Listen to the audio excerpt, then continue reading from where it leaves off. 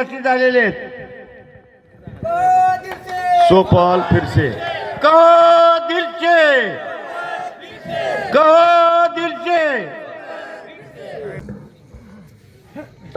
नमस्कार, मी पल्लवी महादेव डोयफोडे.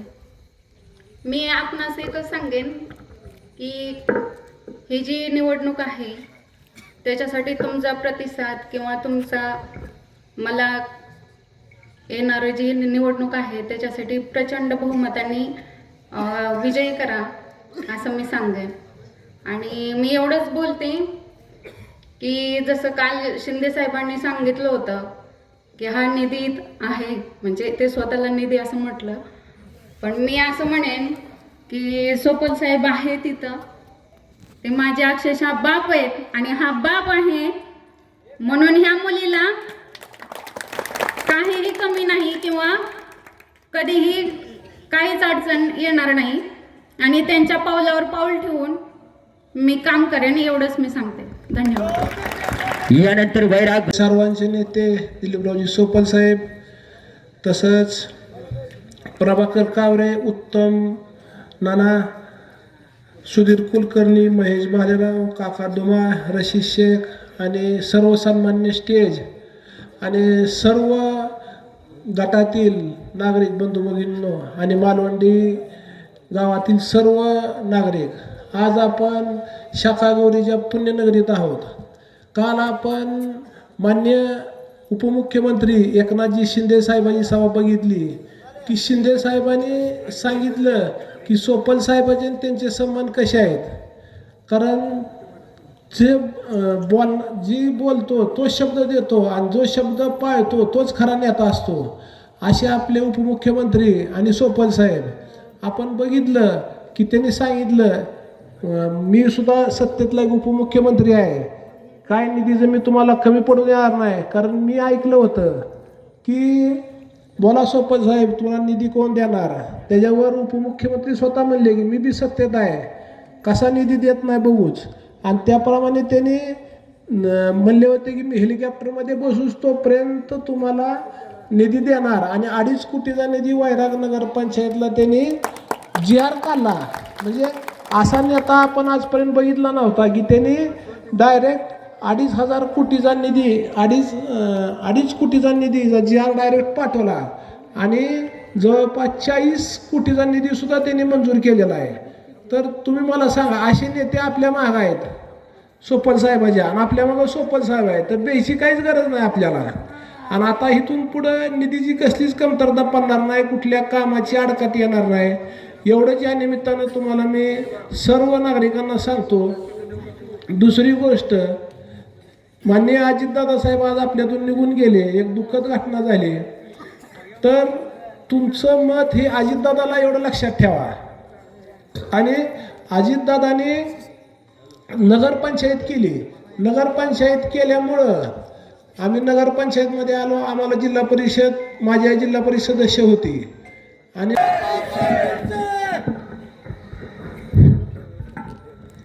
आजच्या या जाहीर प्रचार सभेचे अध्यक्ष, हे गपरे बाबा, आता बाद झालं, लय वेळ ऐकलं, शांत बस. आदरणीय माझे मित्र पाडोळे गुरुजी, व्यासपीठावर उपस्थित असलेले ॲडव्होकेट विकास जाधव, वकील साहेब, महादेव काकडे,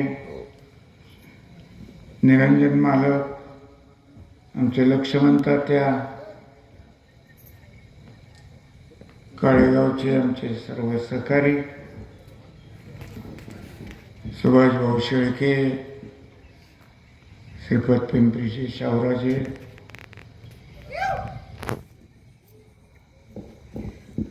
बरोबर आहे, चांगलं वाटतं तसं. इकडचा करंट इथपर्यंत आला पाहिजे. उत्साहाचा स्रोत असतो तरुण म्हणजे.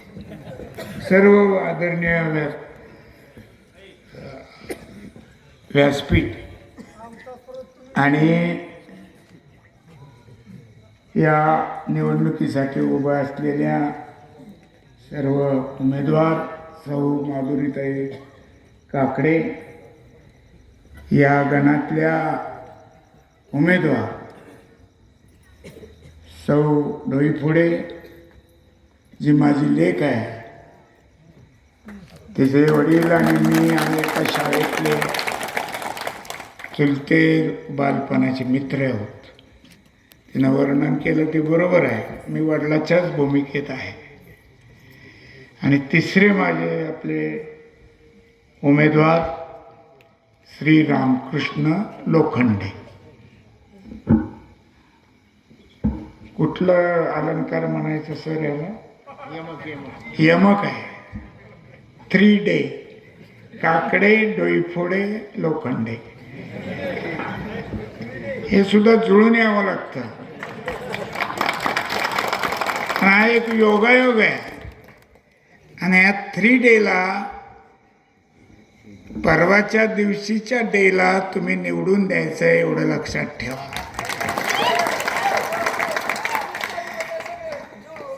शांत बस, आपण नंतर 10 नंतर भेटू. तुझं काय इच्छापूर्ती असेल ते करून टाक, पण शांत बस बाबा. मला बोलताना मध्ये मध्ये बोलू नको, बस. मला विरोधकातला ही माझी इच्छा सुद्धा नाही कुणावर फार टीका करावी अशी. फक्त मला 40 वर्षात काय केलं म्हणणाऱ्यांनी त्यांच्या 10 वर्षात काय दिवे लावले एवढं फक्त लोकांपुढे सांगावं.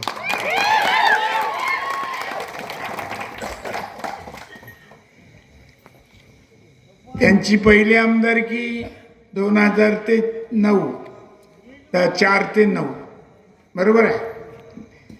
त्यावेळेस सरकार वेगळं होतं, यांना काही त्याच्यात रस नव्हता. ठीक आहे, काही तुम्ही काही जे काही कामं केली असेल त्याचा एकदा लेखाजोखा तरी द्या. त्याच्यानंतर 2019ला ते आमदार होते. त्याही वेळेस 2.5 वर्ष उद्धव ठाकरे साहेबांचं सरकार होतं. 2 वर्ष तर कोरोनात गेली. त्याच्या मंत्रिपदाचं सरकार आलं. यांनी सुरुवात केली, सगळ्या बार्शी तालुक्याचा विकास झाला. त्याच्या आधी इथं शेखगौरीचं मंदिर नव्हतं, इथं पुढं काही झाडं झुडपं नव्हती, बाजारपेठ ह्या मालवंडीची नव्हती, काय नव्हतं, हे जंगल होतं. आणि 2.5 वर्षापूर्वी हे आमदार झाल्यानंतर 2.5 वर्षांनी हळूहळू हे उगवलं. हे मंदिर जमिनीतनं वर आलं. इथली सगळी माणसं, बाजारपेठ, जरा तरी थोडी जनाची नाही मनाची तरी बाळगा. आपण काय बोलतो, किती बोलतो, हा. त्यामुळं 40 वर्षात मला प्रश्न विचारणाऱ्याचं राजकीय माझं वय 40 पेक्षा जास्त आहे. अरे बाबा, 3 पिढ्यांनी मला मतं दिली. किती? 3. मग 3 पिढ्यांनी मतं देणारी माणसं शहाणी का 40 वर्षात काय केलं म्हणणारा शहाणा? मुरुमाची पाटी तरी टाकली का असं विचारतात. इथं जे तुम्ही सभा घेता म्हणा, हे पेवर ब्लॉक कुठल्या निधीतले आहेत? विचारा, मालवंडीच्या नेते मंडळीला विचारा, कार्यकर्त्यांना विचारा. येतानाच मारुती मंदिर आहे ते कुणाच्या शिफारशीच्या निधीतला आहे?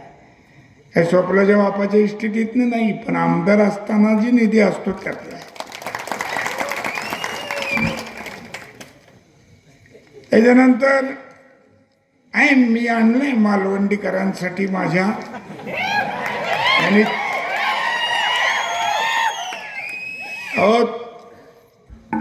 या गावानं माझ्यावर माझ्या जन्मगावापेक्षा जास्त प्रेम केलेलं गाव आहे मालवण.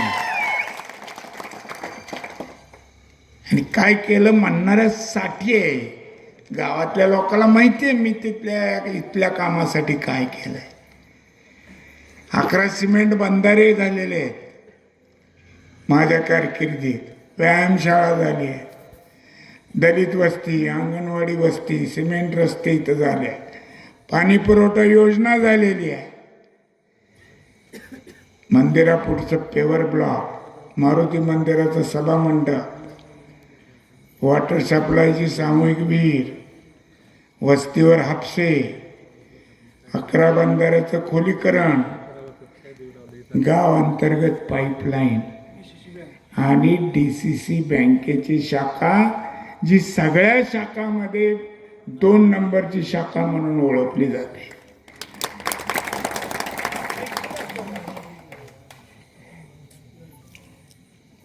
आणि त्यामुळं मला आपल्याला हेच सांगायचं की हे शेवटी कशामुळं शक्य होतं, तर लोकांनी निवडून दिल्यामुळं शक्य होत असतं.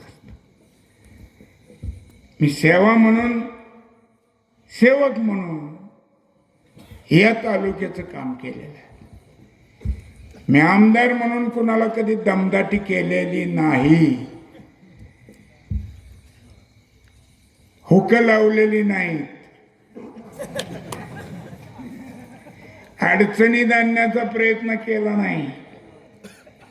विरोधक कोण कंत्राटदार असेल त्याचं बिल कधी अडवलेलं नाही. ज्याला जो उद्योग करायचा आहे तो सुखनैव करा आणि शांततेनं आणि आनंदाने जागा, हा संदेश देत मी 40 वर्ष काढलेली आहेत. आणि आताच नुसतं सभेला बसलेला एखाद्या माणसाचा जरी फोटो काढून लगेच त्याला फोन येतो, तुम्ही कसं काय देतो. अरे या देशात लोकशाही आहे का नाही. आणि मला कळत नाही लोक घाबरतेत कशाला. हे कातडे पांघरलेला वाघ आहे, हे असले नाहीये. कशाला बेताल्या का उग खोटे केसेस. आपल्यावर झाली तर आपण बिन करायची. माझ्या घरच्यावर 300-700 झालेले आहेत, आमच्या भावावर झालेले, पुतण्यावर झालेले, आम्ही भेलो नाही. आणि भित्यापोटी ब्रह्मराक्षस असतो हे लक्षात ठेवा. आरेला कार्य म्हणल्यानंतर परत वाट जात नसते.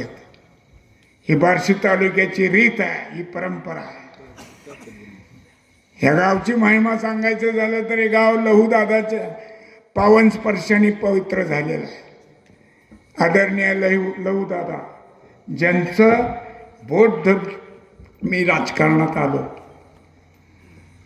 आमचे शिवाजी अप्पा यांनी मला अनेक वर्ष, मी इकडचा आमदार नसताना, बार्शी उत्तरचा आमदार असताना मला या ठिकाणी अनेक कार्यक्रमाला बोलवलेलं आहे, अनेक प्रश्न माझ्याकडनं सोडवून घेतलेले. असं हे गाव आहे. आजचे अध्यक्ष आमचे उत्तम नाना त्याच परंपरेतले.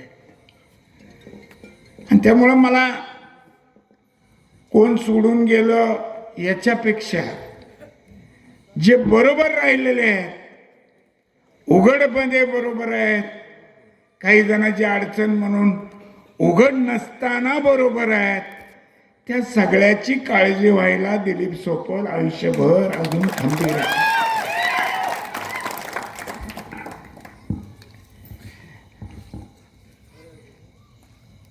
कोणतरी म्हणतात आता काय राहिलंय, त्यांचं वय 77 झालं, 76 झालंय, 75, त्यांचं नाही नीट माहीत नाही. एकमेकातच त्यांच्या डोक्यात गोंधळ. मी म्हणलं मला वय विचारणाऱ्याची ताकद आहे का मोदी साहेबांचं वय किती म्हणायचं. हा मला म्हणता, एकदा तोंड उचकून तिकडे दिल्लीकडे बघून म्हणा बरं, मग कळेल कसं असतंय ते. मी लोकशाही मानणारा माणूस आहे, त्यामुळं आज अनेक वर्ष माझ्यावरच्या टीका मी हसत खेळत स्वीकारलेले आहे. अगदी पत्रकाराचे प्रश्न सुद्धा, पत्रकारांची मुलाखत घेताना मला पत्रकार अनेक प्रश्न उपप्रश्न, आजचे पत्रकार नाही 50 वर्षापासूनचे, पण मी कधी पत्रकारावर डाफरलो नाही. एखाद्या कार्यकर्त्याने प्रश्न विचारला मला किंवा त्याची बाजू मांडली त्याच्या पद्धतीनं जोरात, तरी मी कधी डाफरलो नाही, कारण त्याचा हा अधिकार आहे आपल्यावर. म्हणून मला आपल्या सगळ्यांना आज या गटातले आणि गणातले जे सगळे सहकारी आणि मालवंडीतले नागरिक बंधू भगिनी या ठिकाणी उपस्थित आहेत, त्यांना सगळ्यांना विनंती करायची की मतदान हे लोकशाहीतला आपला पवित्र हक्क आहे आणि तो हक्क बजावताना जो कोणी आडवा येईल त्याला आडवं करून तुम्ही गेलं पाहिजे असं माझं मत आहे. अरे काय मोगलाई आहे काय? लोकशाही आहे आणि मतदानाचा हक्क बजवा. आणि माझं तर माझ्या विरोधकांना सुद्धा सांगणं आहे, निवडणूक लढवताना म्हणजे लोकशाहीतच निवडणुका असतात, मग निवडणूक लढवायचं म्हणल्यानंतर कशाला त्या मतदान केंद्रावर प्रतिनिधी तरी लागतो? मतदार येतील, आपोआप त्यांना पाहिजे तिथं बटन दाबतील, मत देतील, निघून जातील. इतक्या वर्षात आता लोकशाहीमध्ये मतदार अडाणी राहिलेला नाही, तो खूप सुज्ञ झालेला आहे. मोकळ्या मनाने मतदान करू द्या, आणि तसं करू देणार नसेल तर आम्ही आमच्या पद्धतीनं काय करायचं ते पण ठरवलेलं आहे. त्यामुळं निवडणूक शांततेत चालली आहे तर शांततेतच राहू द्या, बाकीच्या 12 भानगडी करायचा प्रयत्न करू नका. शेवटी राजकारणाच्या पायात गोरगरिबाची पोरं दानाला द्यायची आमची पद्धत नाही. आम्ही चुली पेटवणारे लोक आहेत, घर पेटवणारे लोक नाहीत. त्याच्यामुळं हे 3 जे उमेदवार आपले महाआघाडीचे आहेत, जिल्हा परिषदेला काकडेताई, आपल्या मालवंडी गणातून डोईफोडेताई आणि सासुरे गणातील आपले लोखंडे सर.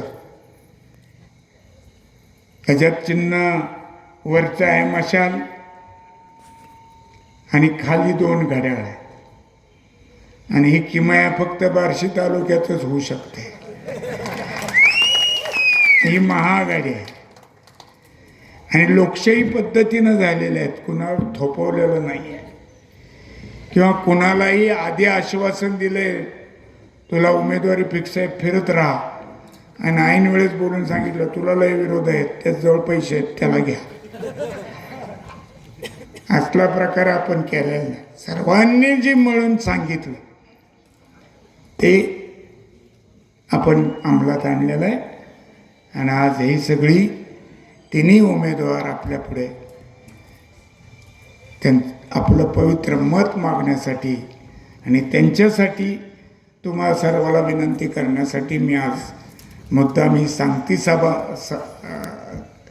सांगता प्रचाराची सांगता आत होत आहे आणि त्याची ही शेवटची सभा आज माझ्या प्रिय अशा मालवंडी गावात मी मुद्दाम होऊन घेतलेली आहे. सर्व मालवंडीकर आणि या ठिकाणी उपस्थित असलेले गटातले सर्व सहकारी यांनी जास्तीत जास्त मतं वर मशालीला आणि खाली 2 घड्याळाला द्यावी अशी विनंती करतो आणि माझे 2 शब्द संपवतो. जय हिंद, जय महाराष्ट्र.